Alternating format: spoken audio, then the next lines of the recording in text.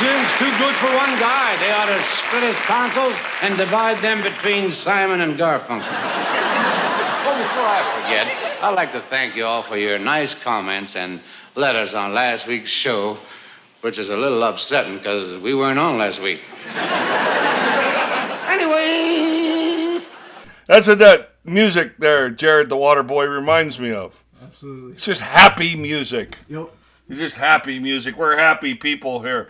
We're not happy because the Steelers aren't in the playoffs, but we're happy people in general because football season is still going on. And in case you didn't know this, Jared, the USFL is opening up league play April 23rd in Canton, Ohio at Tom Benson Stadium with your Pittsburgh Maulers of the USFL opening up the season. What do you think of that? I was actually unaware of that. That's really, really awesome. Yes, it is.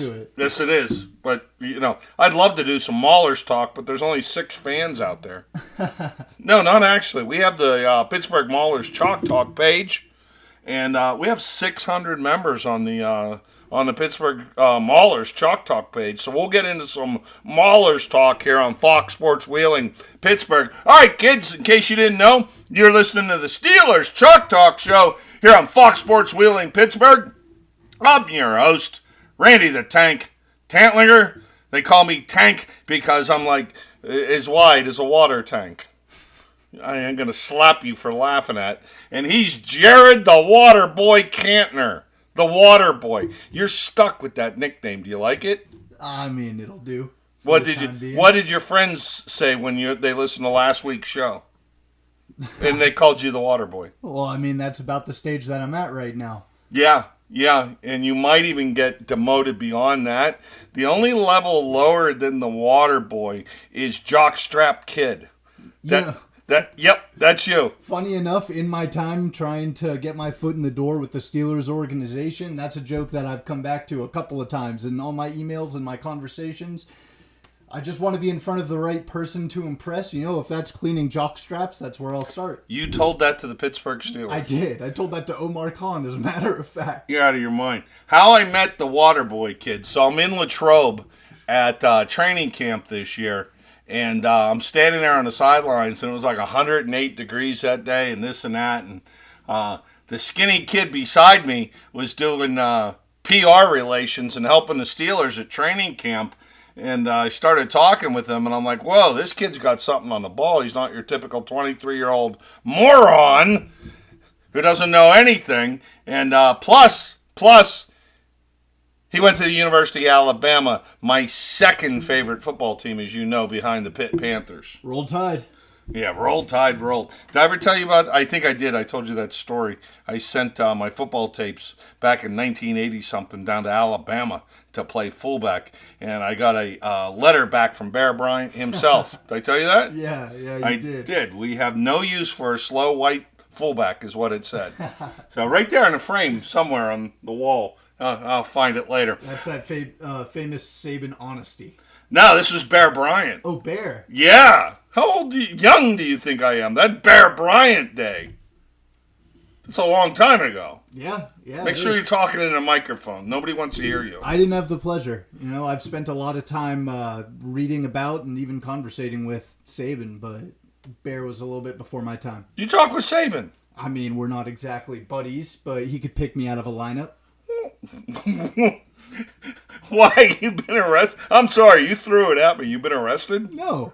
Then why the hell would you be in a lineup? That was just my anagram for the extent to which he knows me. If you put 4 guys in front of him and ask him which one is Jared, I think he could pick me out. I want your driver's license. We're doing a background check on you. Why you're bringing up a lineup.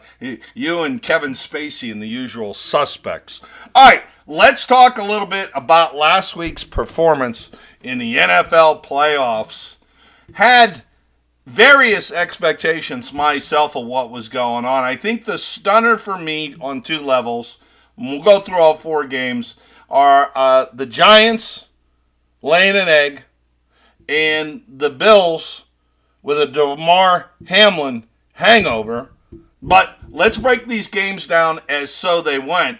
First up, I hate the fact that the Philadelphia Sea Chickens are moving on. I hate everything to do with Philadelphia. Ask Max Talbot about the Philadelphia Flyers. Ask anybody that's even had the pleasure to drive near Philadelphia. I hate that city. I hate everything about it.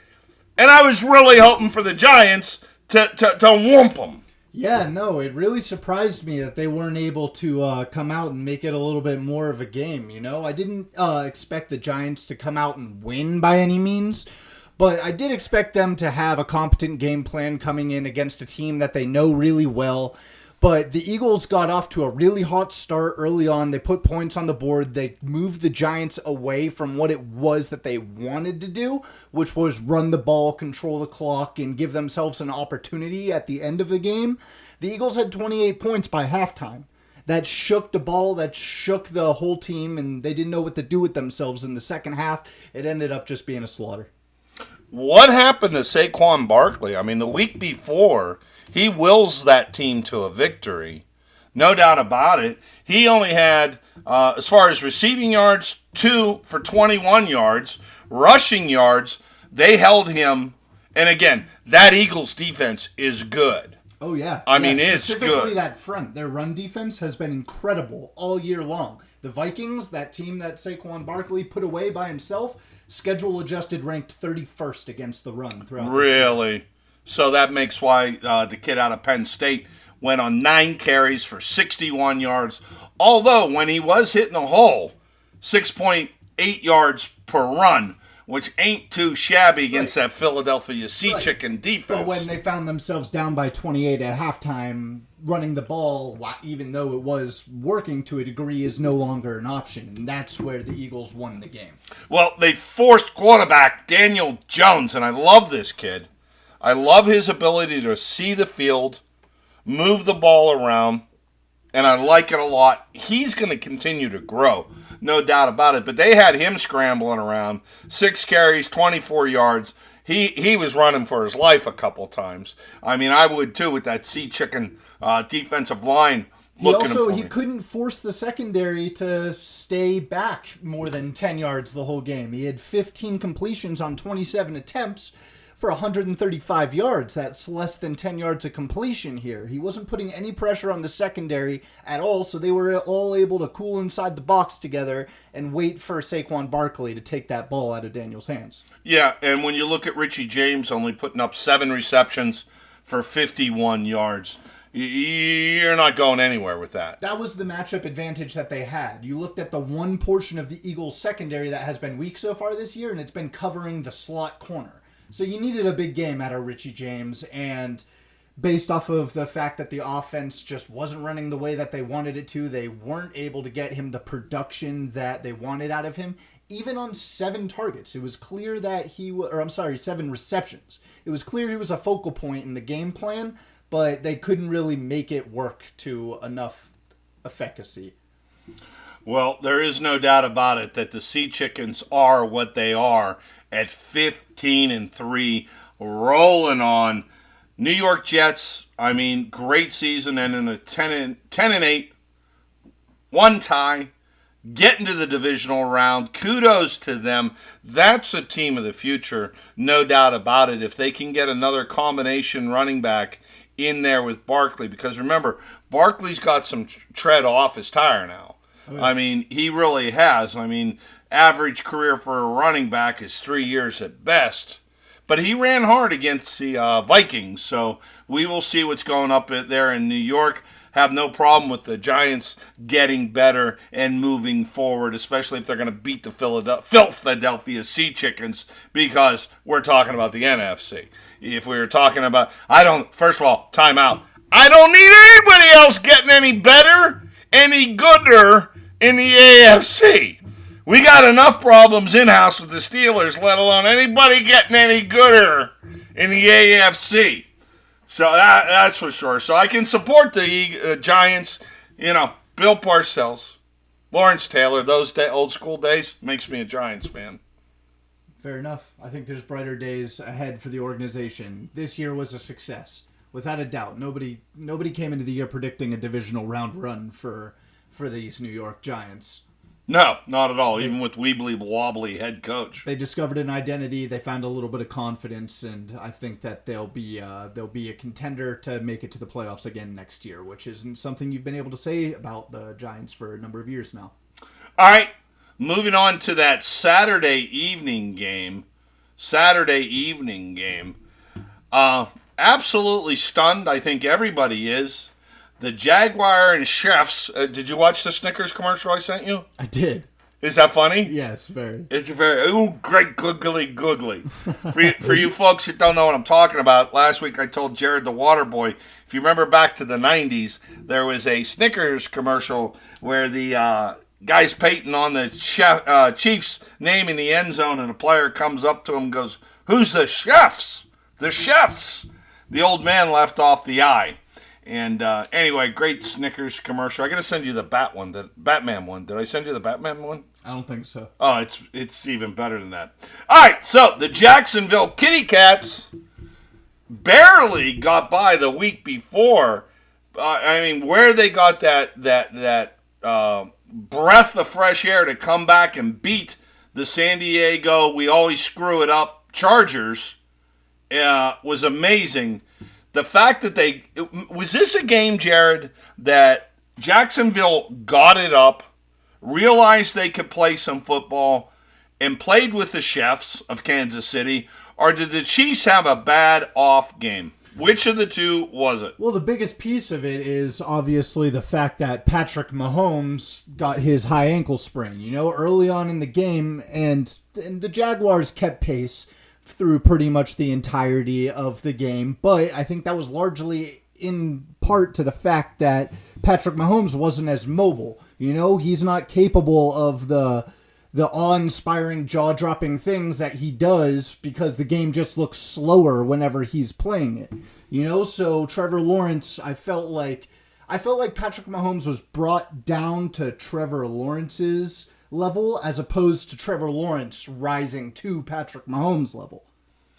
It's an interesting way to look at it. I mean, there's no doubt with Mahomes, the rattlesnake, and his injury, he was limited. Trevor Lawrence, though, 24 for 39, 217 yards, 1 TD. You don't see the attempts downfield. Once again, this is 24 completions in a game that you asked your quarterback to throw 40 times, and he had less than 220 cumulative passing yards. And you're playing the Kansas City Chiefs, who average 31 point something points a game, one of the highest scoring teams in the NFL for the past half decade. You go in there, you take some shots. If anyone knows this, I would have thought it'd be Doug Peterson, right, given the amount of times the Chiefs have been the brick wall that he's run into, and they just didn't do that. And granted, they didn't necessarily have as much reason to because Mahomes wasn't putting up 31 points, limping up and down the field, but they were trying not to lose that game more so than they were trying to go out there and win it, and I think that's what cost him it. See, I would have relied more on Etienne for one thing and get that ground game going. I forget the Jaguars' tight end name, but he's got a pair of hands on him too. Evan Ingram. Yeah, Evan absolutely. Ingram. Love this guy. He only had 31 yards and 5 receptions. I mean, I get Etienne involved. I get the tight end to it. They don't really have that bust-out wide receiver down there unless you see it any different than I do. The closest thing they've got to it is Zay Jones, and he's not someone that's going to make a spectacular catch. He's someone that is going to capitalize on the opportunities as they present themselves to him. Yeah, there's no doubt about that. He's not a chase like the Bengals have. He's not he's not even a George Pickens. It's all depth of target, though. He's the only guy on their team that had a respectable average on his depth of target. Depth of reception here is 16.6 for him.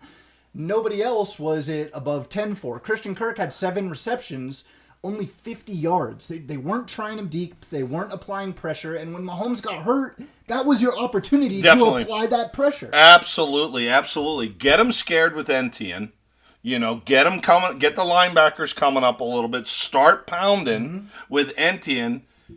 Hit the tight end. He can catch anything you throw at him. Ingram.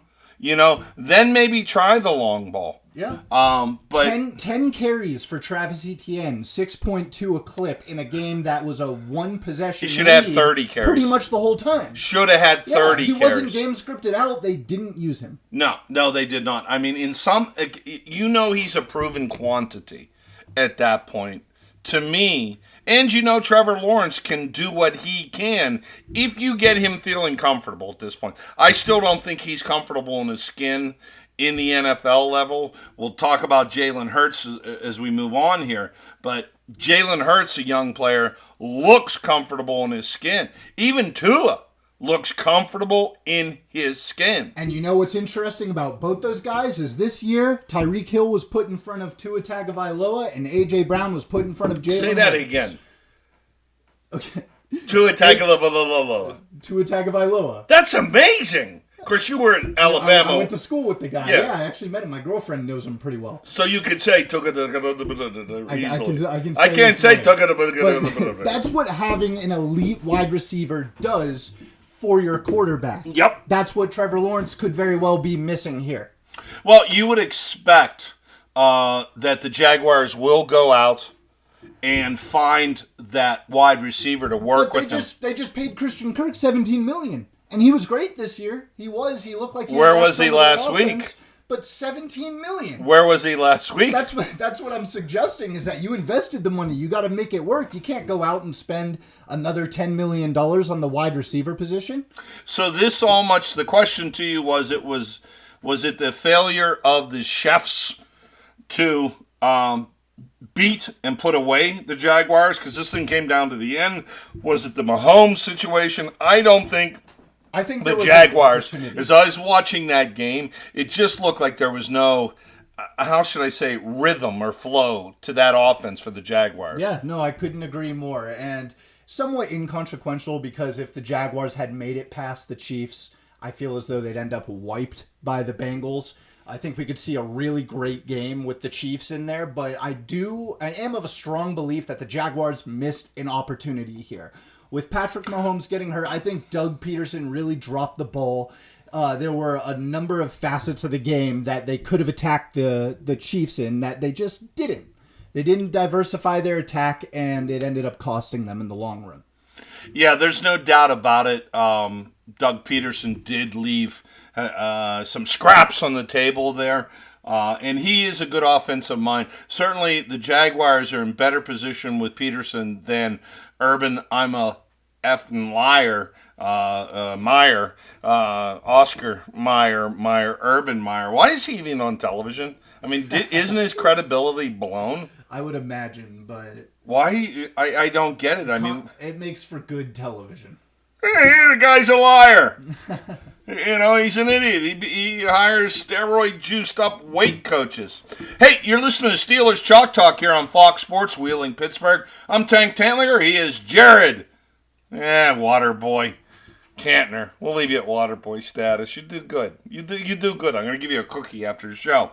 All right, when we come back, we're going to be talking a little bit more about last week's games and previewing this week's games. I want to talk about Mike Hilton. Mike Hilton, who single-handedly might have saved the 2019 season. Yeah, you remember Mike Hilton. He's the guy that's going to the AFC Championship this week with the Kitty Cats that your Steelers let go. Anyway, a lot more to talk about than the quarterback. Mike McMahon will join me in a third segment as we, do a little review on the Steelers' 2022 defensive season. We'll be right back to, circus fairies and bar talk? That's what you got. It's circus fairies and bar fights. Bar fights! We'll talk right back. The guys over there in Steubenville love bar fights.